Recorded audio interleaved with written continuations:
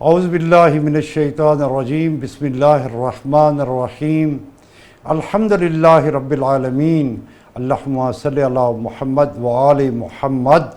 وعجل فرجہم۔ السلام علیکم ورحمۃ اللہ وبرکاتہ۔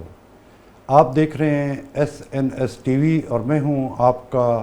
بھائی سید مختار حسین نقوی۔ آج کا یہ 6 محرم کا پروگرام ہے اور انشاءاللہ آپ کی معلومات میں جو حقائق ہیں وہ پہنچانے کی کوشش کریں گے۔ یہی ہم مقصد اور ہدف لے کے آئے ہیں کہ امام حسین علیہ السلام کا کربلا میں قیام کا ہدف کیا تھا، نوجوانوں تک جو حقائق جانا چاہتے ہیں، جو سوشل میڈیا پر ہیں، جو کتاب پڑھتے ہیں اور یا کہیں بھی جاتے ہیں، جو مجالس میں جاتے ہیں، جو خطباء کے پاس جاتے ہیں، جو امام بارگاہوں میں جاتے ہیں یا کہیں بھی بیٹھے ہوتے ہیں، ان کی فکر میں یہ لایا جائے کہ ہر چیز تو پڑھی جائے لیکن امام حسین کو کیوں نہ پڑھا جائے۔ پھر جو اللہ کے بندے ہیں وہ اللہ کے اولیاء کو تو پڑھیں گے، اللہ کی بتائی ہوئی کتاب قرآن مجید کو تو پڑھیں گے۔ یہودی پڑھیں، عیسائی پڑھیں، یعنی یہود و نصارہ پڑھیں، ہندو پڑھیں، سکھ پڑھیں، مسلمان کیوں نہ پڑھیں۔ امام حسین کو قرآن کی نگاہ سے دیکھنا چاہیے، کیونکہ امام حسین اور قرآن ایک ساتھ ہیں، یہ جدا نہیں ہے۔ امام حسین علیہ السلام نے وہ کیا، اس کو تجسم عطا کیا جو قرآن مجید فرقان حمید بیان کرتا ہے۔ اس لیے کہا جاتا ہے کہ قرآن مجید صامت قرآن ہے اور امام معصوم ناطق قرآن ہے۔ پس یہ بات اگر ذہن میں رہے تو انشاءاللہ ہمارے مسلمان نوجوان بچے اور بچیاں اور جو اس وقت تعلیم حاصل کر رہے ہیں انشاءاللہ کہ وہ قرآن اور امام حسین علیہ السلام کے مطابق کربلا والی زندگی سیکھنا شروع کریں گے اور جاننا شروع کریں گے۔ آپ بھی بہت اچھے ہیں، ہم مسلمان ہیں، پاکستان میں رہتے ہیں، الحمدللہ پاکستان ہماری شناخت ہے زمین کے لحاظ سے، دنیا میں ایک منفرد ملک ہے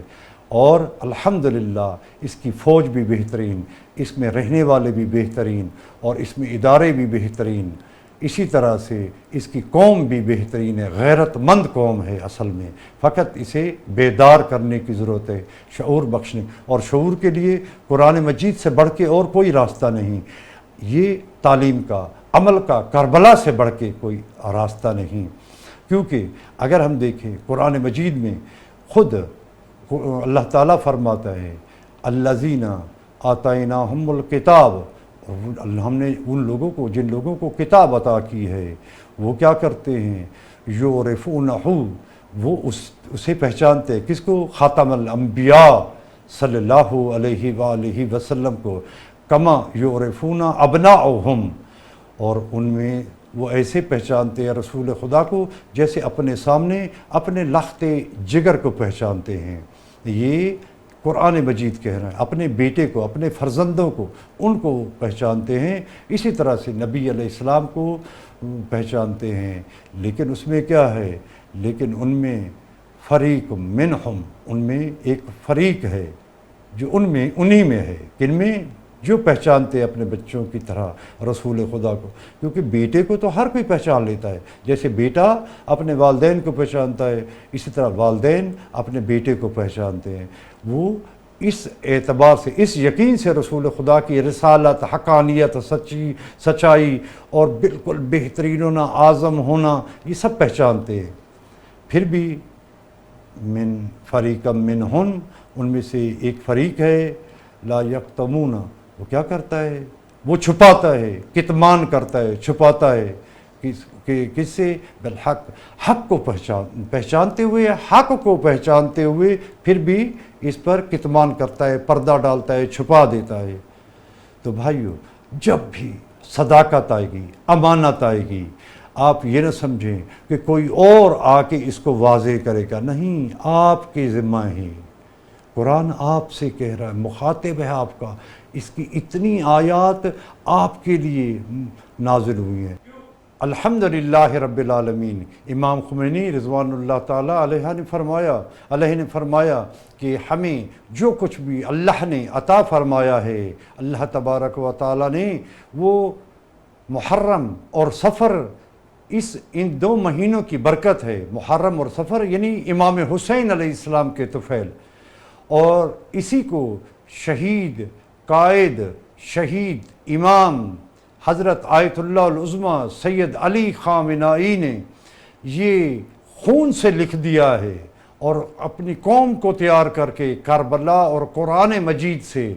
ابھی تک آج کے فرعون کو شکست دی ہے، اور اسی سے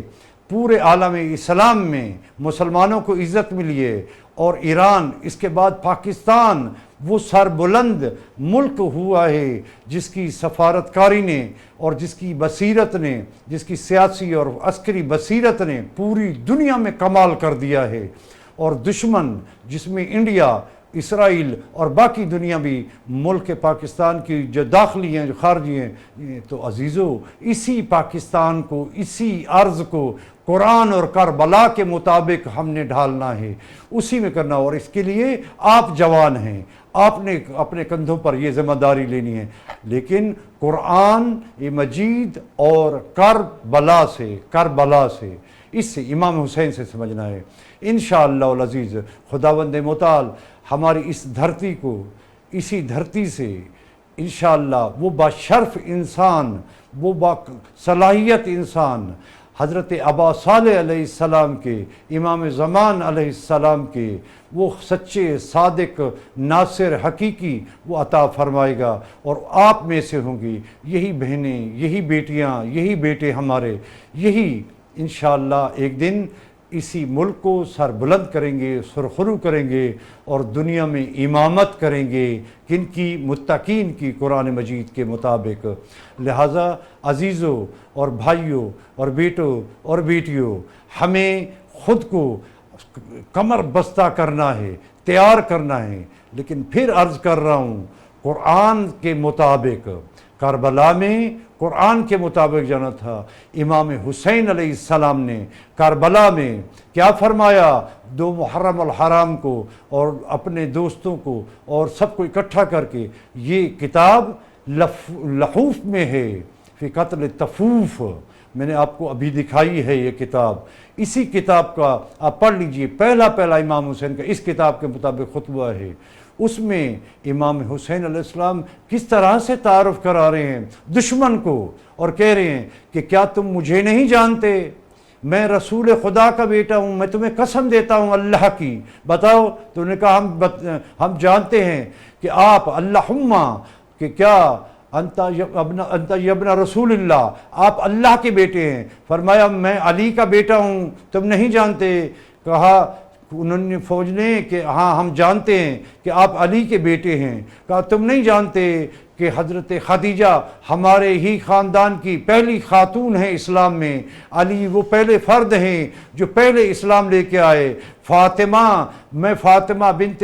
رسول اللہ کا بیٹا ہوں۔ کہا جی، تو کہا اتنی فضیلتیں ہیں ہم میں، اتنی فضیلتیں میری جانتے ہو، پھر میرے خون کو اپنے اوپر حلال کیوں کر رہے ہو، میرا خون بہانا اس سرزمین پر؟ تو انہوں نے کہا ساری فضیلتیں، سارے امتیازات آپ کے درست ہوئے، لیکن پھر بھی ہم آپ کو تشنا، پیاسا، بھوکا آپ کے اصحاب کے ساتھ آپ کو موت کا مزہ اسی کربلا میں سکھائیں گے۔